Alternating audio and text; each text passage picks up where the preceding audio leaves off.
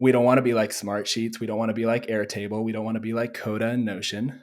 We want to be the best spreadsheet for doing analyses.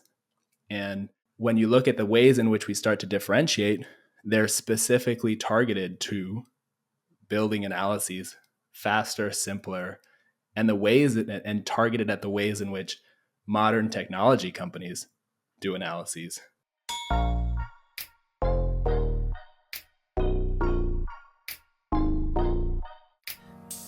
Welcome to Partner Path, a podcast that unpacks the venture capital and growth equity ecosystem from a junior perspective. Young entrepreneurs and investors have already had a massive impact on the industry, having started unicorns and launched billion-dollar funds. We discuss these success stories and more by sharing perspectives and advice from some of the industry's most prominent role models. This podcast expresses our views as of the date published and does not represent the views of and is not endorsed by any company for which we work. Joining us today is Bobby Pinero, co-founder and CEO of Equals. Prior to Equals, Bobby spent the majority of his career leading the finance organization at Intercom, where he helped scale the business from $1 million to $200 million plus ARR. In 2021, Bobby founded Equals with the goal of building a next-generation spreadsheet tool for finance organizations. Bobby has raised capital from a number of prominent VCs, including Andreessen Horowitz and Kraft Ventures. Welcome, Bobby. Thanks so much, Laura. Thanks for having me on. Thanks, Will. So let's start with providing a little insight to the audience on your upbringing. It looked like you grew up in the DC area and then went to Stanford. And so we're curious if there's any experiences or relationships that were influential in your upbringing that made you who you are today. Maybe a few things I'd call out in my upbringing. So I grew up in the DC area, and I was really fortunate to go to what is, a really prestigious high school in the area called St. Albans. And in some ways, it was one of the most challenging environments that I've ever been in, not only because it was an incredibly academically rigorous school, but it was also just this, how do I describe it? I didn't fit in.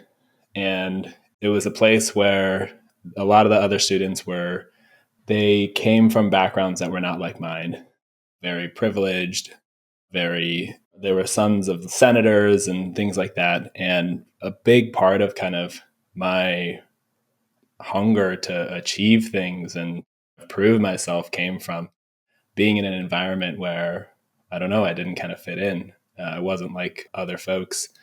And I remember I'd have to commute in an hour each way to get to school. It taught me I didn't have much of a life. I was studying all the time, working really hard. And it gave me this hunger, this appetite to go prove myself. It was also just an incredible school. I was so fortunate to go there. I went to Stanford afterwards, and I would say St. Albans was probably 10 times a better academic experience than Stanford was. Just a school, the teachers, absolutely incredible. So really fortunate that I got that opportunity. My parents were obviously a big factor in. My mom was an entrepreneur herself. She started her own accounting firm. She was working, proving that she could build her own business. I would go on the weekends. I wanted to make a little bit of money, so I would sit there and do like journal entries in QuickBooks for her for different clients. And so there's no coincidence in the field that I ended up in and the fact that I ended up starting my own business after many, many years. In being at Stanford, we've heard that it's pretty entrepreneurial and a little less structured than maybe some of the other universities where there's a set number of accounting, finance, marketing courses that you have to take. And it sounded like you had this startup bug a little bit younger as well. But when did you really know that you wanted to become a founder? So there was a bit of interest early on, seeing my mom do it, and then just having big aspirations and big dreams for myself. But the moment it clicked for me was actually at Stanford. And there was a class I took. It was called Engineering Entrepreneurship. And it was taught by Steve Blank. And the whole point of the class was, and this was by far my favorite class that I took at Stanford, over the course of 10 weeks, you have to start a company. And at the end of the 10 weeks, you have to get in front of the class. And in the class are very prominent VCs that they bring in. And you go and you pitch your company. And the VCs give you feedback on the pitch. Your whole basically grade is on that pitch. And it was the most fun I had in 10 weeks. It was like going out and finding a real problem, go talking to people, go see who would pay us to build a solution for whatever pain point they had, coming up with ideas for how to build that product, how to take it to market, and then putting together a deck and getting in front of VCs and pitching it. That was it. I was like, this is awesome. This is fun. This is what I want to do. And, I didn't have the confidence, I'd say, directly out of school or even the connections or the know-how to be able to start my own thing immediately. But everything was kind of pointing me in that direction.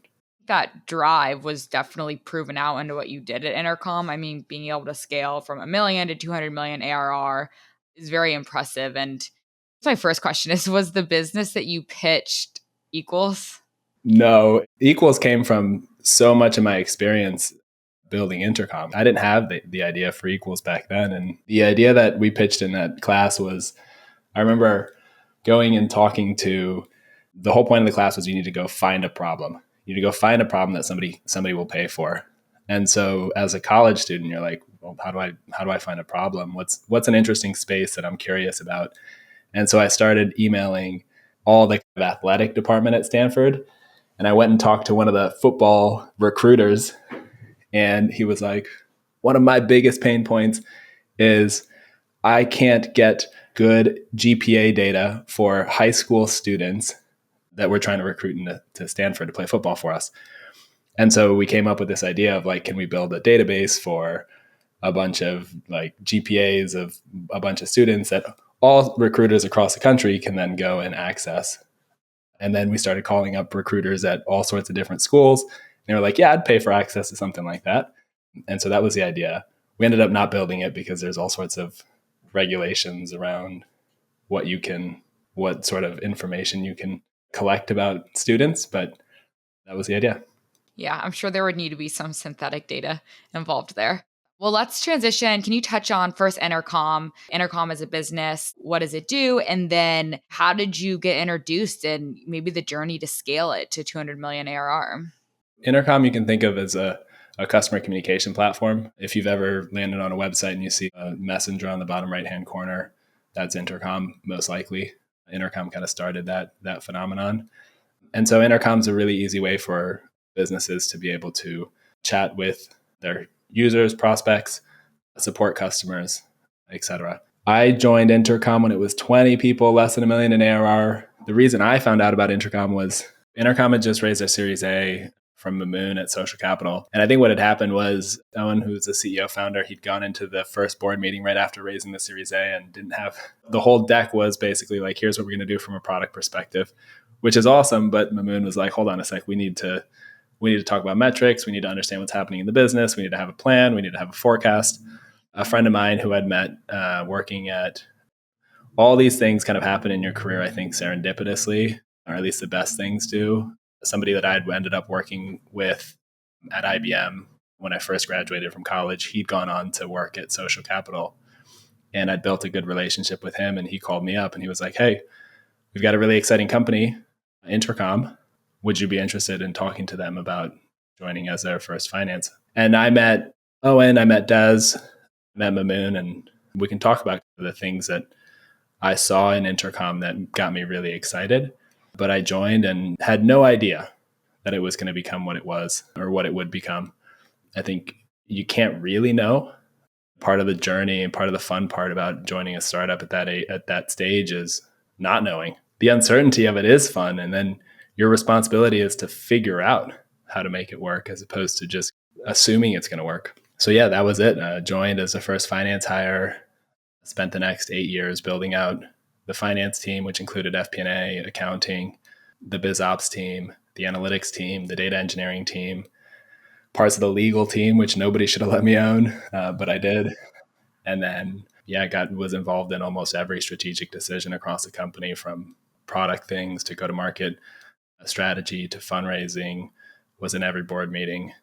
It's really if you do it right, the first finance hire is one of the coolest opportunities at a startup. You get to see so many parts of the business and be involved in so many things as it goes.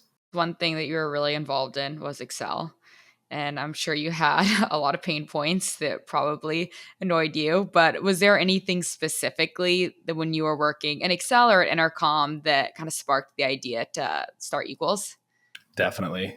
It actually started, the seed was kind of planted even before Intercom. So the first job I had out of college was at IBM, and IBM had this, so I lived in Excel. I was a finance analyst within IBM, and they had this really cool tool, this plugin to Excel called Essbase. It's this Oracle product. And Essbase is basically an OLAP cube. It's a cube that lets you pull data from a database into an Excel file. And the way you set it up is you have like different cells that basically are your dimensions. And then as those cells map up, then you hit a button and you can say like revenue for Q1 for North America.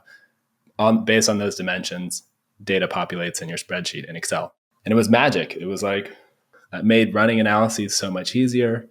It made checking analyses so much easier. It just made my life as an analyst 10 times better. And I felt that pain going from leaving IBM to then going to a different startup where I didn't have Essbase. And I was like, wow, I got to write SQL and I got to copy and paste all these things in, and all my data is all over the place. This is a nightmare. The seed was planted at IBM. And then in the Intercom days, there were two main reports or analyses that I had to build that really made me wish I had Equals. And was the genesis for the idea. So one was every Friday, I had to run our weekly forecast review at the company. And this is the very first customer that we brought into Equals. This was the exact use case that they came in with. So every Friday I would run the weekly forecast review, and the weekly forecast review was just, as you can imagine, it was a bunch of different metrics for the company. So it was what's happening in our funnel, what's happening with all the experiments that we're running, what's happening with our ARR, what are we forecasting for the next 3 months? How's that relative to our targets? And I had this massive Excel file that was just SQL query after SQL query after SQL query. And I'd spend all morning updating that file. The worst part of it was some weeks I'd have to change a query because something was slightly different in our data. And then I'd forget to update the query in Excel. And then I'd spend the next week trying to remember what changes I made to the query. It was like just banging my head against a wall for years. There's got to be a better way. And you can't do these types of things in BI tools because you can't build a forecast. You can't extrapolate things. You can't get a BI tool to look exactly the way you want it to. So that was one of the kind of impetuses for Equals. And then the other was one of the most game-changing reports that we built in the early days of Intercom was something called the Daily Pulse. And the Daily Pulse was really simple. It was a really simple set of metrics. Who signed up, how many people signed up, how many people started trials, how many people ended up paying us, how many people churned every single day. And I'd send it out via email to the company, to the entire company at the end of the day. And I had it set up so that it was automated, but to get there was a total nightmare. It was like I needed to go and write a bunch of SQL code. Then I needed to learn some Python to be able to spin it up on a server. And then I bought a Mac Mini that sat under my desk that ran perpetually, that had this Python script running all day, every day. And it was like, it took me like 2 weeks to figure out how to do it, plus some engineering time. And it was like, it's a nightmare.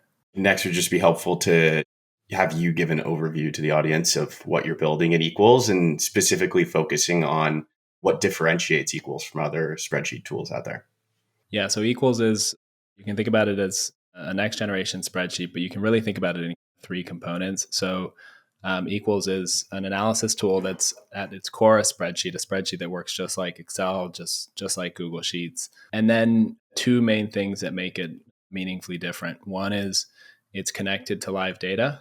And so Equals connects not only to databases like BI tools, but we also connect to really any kind of modern SaaS tool that technology companies use. So we've got connectors into Salesforce, QuickBooks, Stripe, HubSpot, Google Analytics, Intercom, a whole bunch of different tools. And the idea here is to make it really easy for you to access and play with and work with your data, no matter where it is. Because we know a lot of startups, for example, haven't gone through the process of consolidating all of their data into the same place.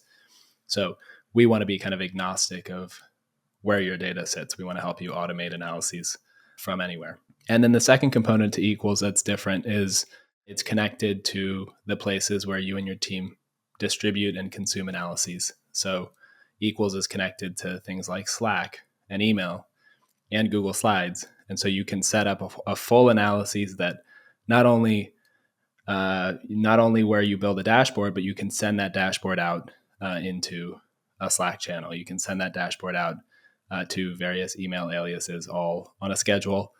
And then you can have the full conversation with stakeholders about what's happening in the business in the tools that they use, as opposed to making them go to a dashboard to view it. Right. So really automating a lot of the pain points you're describing during your time at Intercom. That's exactly it. which makes a ton of sense. But obviously, when you have to rely on integrations with a lot of these larger businesses, sometimes it can be difficult to know when to actually launch your product and start selling it. I think you've described it. It's certainly a journey that you need to be building as the ship is sailing a little bit. So with that in mind, we'd love to hear your thought process on when you thought the right time to come out of stealth and kind of go to market has been, and how you've weighed the when you're building versus when you're selling. So I think it depends on the type of company and the type of product that you're building. We talked a lot about this in the early days of Equals, because the category that we're building in, we're building a spreadsheet. And Equals, when you tell somebody that you're building a spreadsheet, they're like, I mean, I remember when we were going out to raise our seed, people were like, you can't build a spreadsheet. It's not technically feasible. And do you know how many thousands of engineers Google have working on Google Sheets? Do you know how many thousands of engineers Excel have working on, or Microsoft have working on Excel? There's no chance. You'll never get there. And people love Excel. The expectation for what you're going to deliver to somebody when you tell them, I'm going to give you a spreadsheet, it's a product that's been around for 40 years. It's nearly perfect. Right. And so for us, we're different from, we can talk about some other examples of different types of products that can release much faster.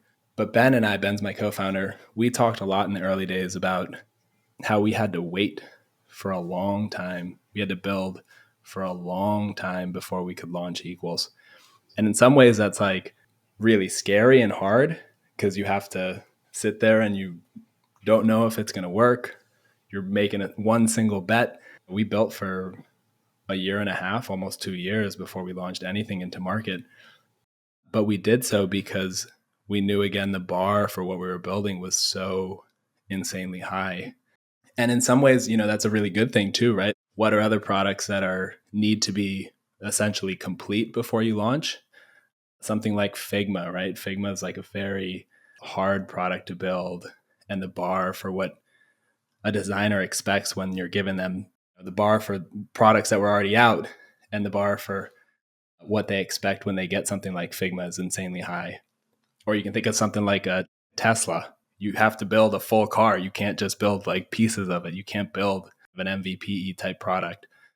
So for us, we thought about ourselves as very different from kind of this more traditional YC MVP. Start with something really scrappy, start with something that barely works, starts with something that you're embarrassed about, that we didn't think that was going to work for us, just given market we're playing in and the type of product that we're building.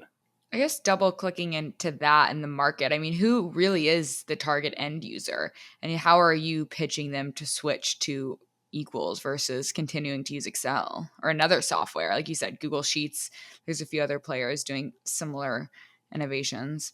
One of the benefits of the journey that we've been on with Equals and my background and the way that we've started the company is this is a tool that I wish I'd had in my journey at Intercom. And so it made getting really clear on who our initial buyer was relatively simple. The folks that we're going after are folks that look just like me in the early days of Intercom. A lot of the stuff that we're doing from a content perspective is a lot of the ways in which we acquire and get in front of prospects is just telling stories and talking about the things that I wish I had done in the early days of Intercom, basically writing letters to myself 10 years ago. What are the things, again, that I wish I had done differently? What are the things I wish I had known? And so we've been clear from the very get-go that the types of folks that are going to start to use Equals look just like myself. They're founders in some cases, their first finance hires, their first biz ops hires. They're folks who not only like to work in spreadsheets, but also feel this pain of being in an early startup and not having all of their data in the same place. They're wanting to they're consumed by the number of analyses that they're being asked to generate for their company. We start with them. And the pitch with Equals has never really been stop using Excel. I don't come into a company and say, okay, show me all your Excel files and we're going to get rid of them all. We're going to get you onto Equals. The pitch with Equals is more, let's find one report. Let's find one use case. Let's find one one thing that you're doing right now.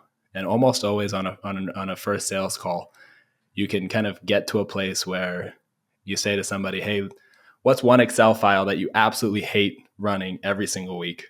And almost always there's both a visceral reaction. They're like, oh my God, I spend like 2 hours a week putting together this one nasty report that if you could automate this for me, it would just not only free me up, but it would just take this like load off of me. And then they like want to screen share and they want to show it to you. And they're like they both hate the thing and they're like also weirdly proud of it. And so then where we come in is we say, okay, let's pick that one. Let's just automate that. And we're not, forget the rest of your Excel files. We're not even going to ask you to remove Excel, but we're going to pick that one use case and we're going to nail that for you. And then if we nail that for them, then, they've got that now pushed into Slack or they've got that pushed into email. And now folks on their team are seeing it and they're like, oh, what's this tool? And then they get inspired to build something. And then the next thing that they want to build, they build out in Equals. And so from there, we kind of spread, but it's never a pitch of give us all your Excel files. Now we're going to move you into Equals. You and I, or if I was a finance analyst at IBM, we're not necessarily the decision makers or in control of the budget, which you're ultimately aiming to probably go to that VP or C-suite level. So are you mostly targeting startups with smaller finance teams to get your foot in the door and start charging clients for the product? That's exactly right. We start with that first finance hire, that first biz ops person, that first rev ops person, somebody who has the authority to make the decision, who can bring in a new tool. That's where we've started over the past year and a half. But now we're starting to see we can move into bigger companies and the same track works. You just have a little bit more hoops to jump through. So you might start with an analyst, but you start working through their manager and you start working through their leader. And then all of a sudden we've ended up on calls where the VP of finance is there or the VP of ops and an analyst is like, I spend 2 hours a day putting together this stuff. And the VP is like, you do what? You spend how many hours a day doing that? And all of a sudden it's like, they don't even understand the pain that their team's going through. They don't understand the number of hours and the manual work that their analysts are putting in. And so if we can get the analysts to kind of speak up for themselves there, the ROI there is just obvious once the leader hears it. And I love the idea of starting with one specific use case, one pain point, one report. And I'm sure it brings back some fond memories of yours, Bobby, from your time as a finance analyst. But you mentioned earlier that obviously you are competing with the Microsofts or the Googles of the world that have 1,000 engineers dedicated to Excel or to Sheets, whatever it may be. I'm curious to hear a little bit more about why you believe Equals is well positioned to take share from those players. I'm sure this is something that you covered when you're pitching your initial investment rounds, but what is that story? And I guess how has that started to play out? The simplest version of it is you look at Google Sheets. Google Sheets, for the most part, has stayed relatively the same over the past 16, 17 years. Excel has stayed relatively the same over the past 30 odd years. The thing with both Excel and Sheets is they're insanely broad products, right? So Excel, you see and you feel the unbundling of Excel. Excel is used for not just for analysis, but Excel can be a project management tool. It can be a database. It can be a doc tracker. It can be all sorts of different tools. Same with Google Sheets, right? Google Sheets can be a tool in which you use for doing business analysis, but it can also be a tool that you and I would use to plan our vacation. We'd put all our Airbnbs in there and track all of that there. And so there's just a wide range of different use cases that these tools get used for. And so Google and Microsoft have to span all those different use cases. They have to cover that. And so you see companies, and it's happened across all the other use cases of Excel and Sheets, right? Like Airtable is a spreadsheet as a database. Coda and Notion are the spreadsheet kind of meets the doc.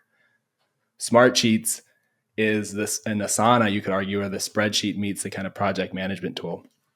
And what do those tools do that kind of pick off at the Excel and Sheets use cases? They're just better at the thing that they do. They go deeper into that specific use case. And so for us, we don't want to be like Smartsheets. We don't want to be like Airtable. We don't want to be like Coda and Notion. We want to be the best spreadsheet for doing analyses. And when you look at the ways in which we start to differentiate, they're specifically targeted to building analyses faster, simpler, and the ways that, and targeted at the ways in which modern technology companies do analyses. So we're connected to databases, we're connected to the SaaS tools that technology companies use. And so that's the way in which we start to win, is we say, we deeply understand the use case, which is again, analysis.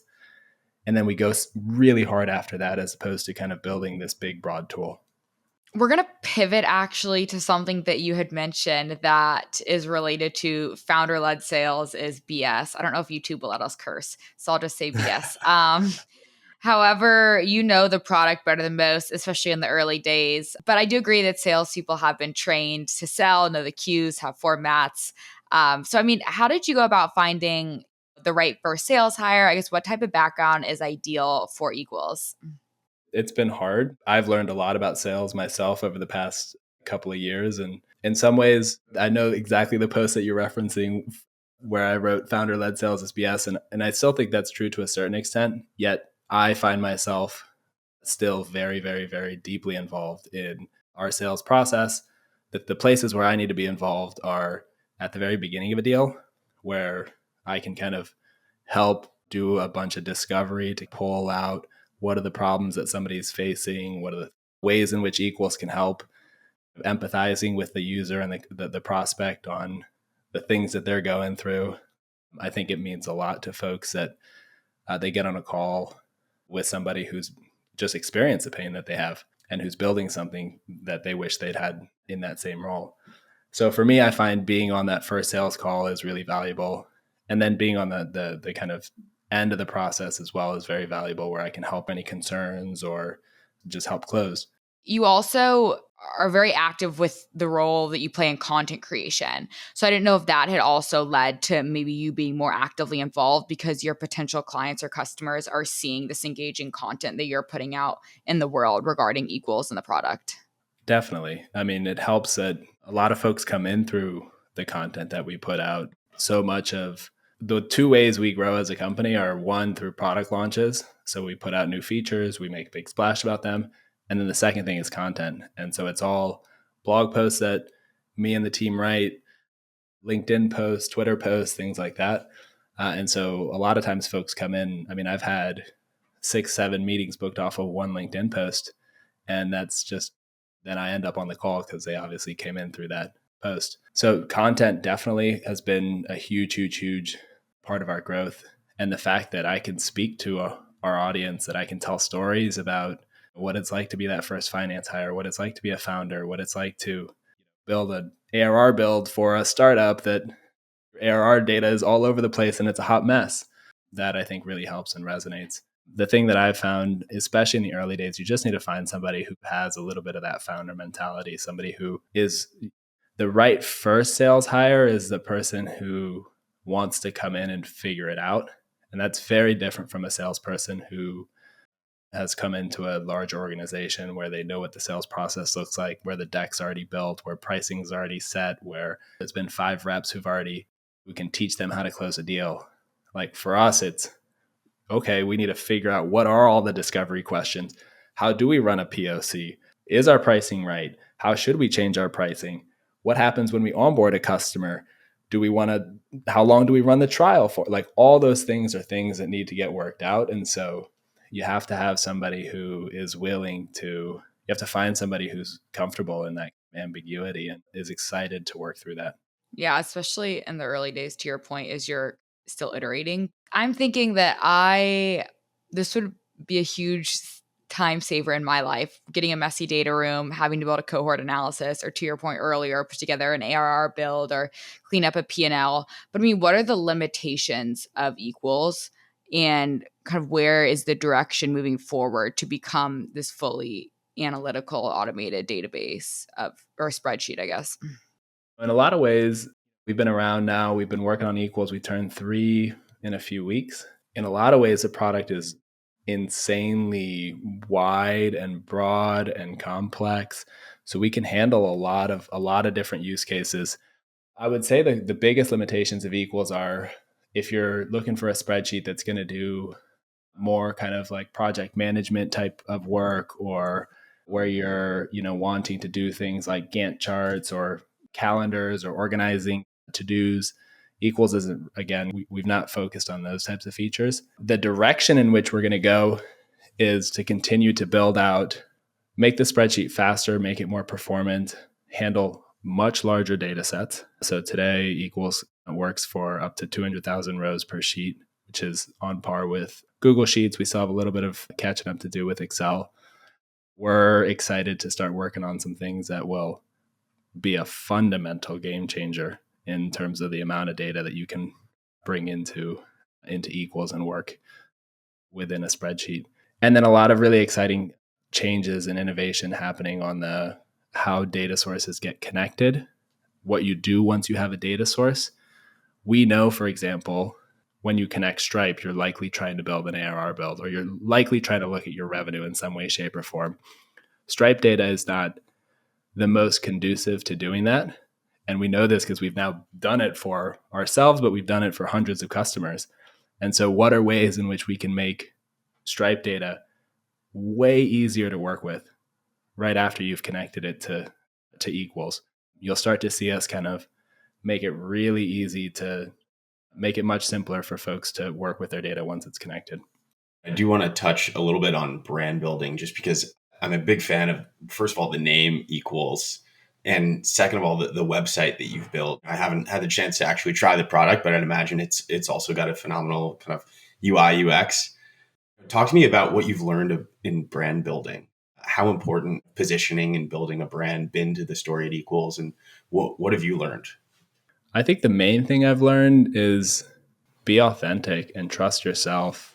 So we get a lot of really positive feedback on our brand. I think a big part of the reason why we've stood out in the market, a big part of our growth so far has come from the brand that we've built and the reputation that we have. And all that came from, it sounds really simple, but it came from, one was like a little bit of fatigue on my side. I feel like a lot of startups just look like one another. There's a lot of startups that look like Linear, and then there's, back in the day when Intercom launched, a lot of startups look like Intercom. And we wanted to do something that was just different, and it was true to us, and that got us excited. I think that's kind of the key, is just build something that you yourselves are excited about, that you're proud of, that's fun and playful, that's inspiring and creative. And that just resonates with people. So much of just what you see in the brand here is just what do I think is fun? What does my co-founder think is fun? What does the team think is fun? What is playful? What's a little bit different? Try new things. That stands out. I love that it's expressive of Bobby and Ben. It's you guys.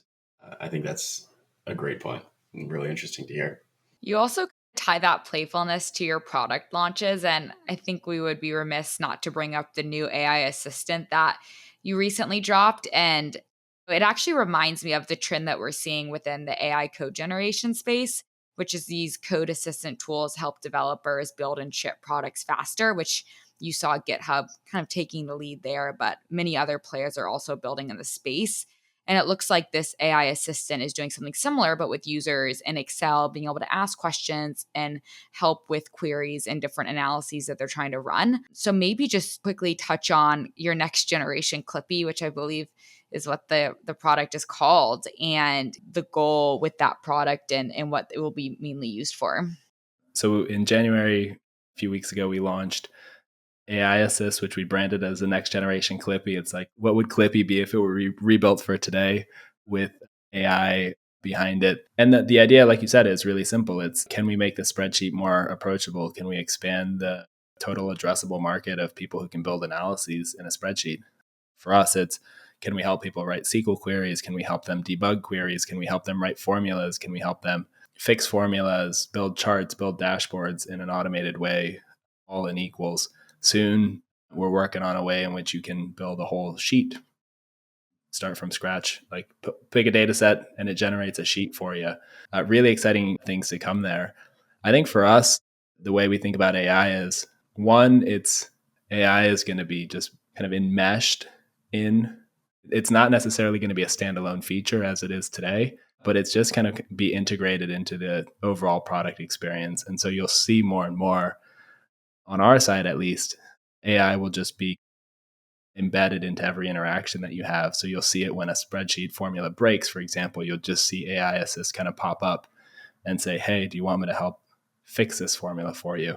The best products already do that, right? Like Copilot and GitHub is that. It's enmeshed in the workflow. It's not this like standalone thing that you chat with. And then one of the advantages that we have over, this goes back to how do we compete against folks like Microsoft and Google, is that we can just iterate so much faster on something like this. We've launched now 3 versions of AI and Equals, and each one is informed by the learning from the previous, where I think they announced Copilot must have been a year ago and still nothing. And so we're going to keep launching, keep trying, keep iterating, keep moving quickly, keep getting feedback from users until we've built something that's absolutely, absolutely epic. Yeah, I can't even imagine the Scrum process of releasing something new in Excel. So that's certainly an area that you guys have an advantage, I'm sure. So let's wrap the episode, Bobby, with 2 questions. And the first is, what motivates you to work hard? When we started Equals, it was just a calling. It was just a pull. It was like never really it wasn't a choice. It was like, I have to do this. And so in some way, shape, or form, for me, my motivation comes from, it's my life's work. It's the thing that artists put their art into the world, musicians put their music into the world. Like, this is like my creative expression into the world and the team's creative expression into the world. And that just gets me motivated beyond anything else, is how can we have as big an impact as we possibly can on our customers, our users, our prospects? How can we bring joy into the act of doing analysis? How can we build something that's fun to use, that solves real problems for people? That gets me motivated. And then I've got 2 little kids, and I love providing for them and building a stable home for them. And that gets me really, really motivated to work hard and provide for them. They're going to be the best model builders ever. Yeah, that, or they'll never touch an Excel file. We'll see. Yeah. The last question is, what's a piece of advice you'd give your younger self? I think just so much in my early journey, and even like, this is even advice for myself right now, is like doubting yourself, questioning yourself. Am I doing the right thing? Am I doing this the right way? Is it going to work out? I think the thing that I'd say to myself 10 years ago is to just trust that you're going to do the work, trust that you're going to work hard. Opportunities are going to emerge. Just keep doing the work. You don't know what it's going to look like 5 years from now. You don't know what it's going to look like 10 years from now. That you have no way of knowing. Stay focused, keep doing the things that you need to do. Take care of yourself, take care of your work, get it done, and trust that it's going to kind of unfold the way that it's supposed to. And it really has. Like, there's no way that I could have planned starting Equals 10 years ago. I didn't have the idea, didn't have the connections, didn't have the know-how, but it was, okay, let's make the most of the thing that's right in front of me. Let's make the most of this opportunity at IBM. Let's make the most of this opportunity at Intercom. And then from there, things will open up and emerge and unfold, but just do the work and trust. Well, I think we'd have a million more questions, but unfortunately we're out of time. Bobby, thanks so much for coming on. I think it's been fascinating to hear about your background and what's led to you building Equals, everything from helping your mom with bookkeeping to your Intercom days. And it's incredible to hear how expressive it is. And I'm sure it makes it that much more enjoyable when you continue to see success. So Laura and I are big fans of the product and what you're building. And I look forward to keeping in touch. Yeah, thanks for having me on. This was really fun. Well, Laura, thank you.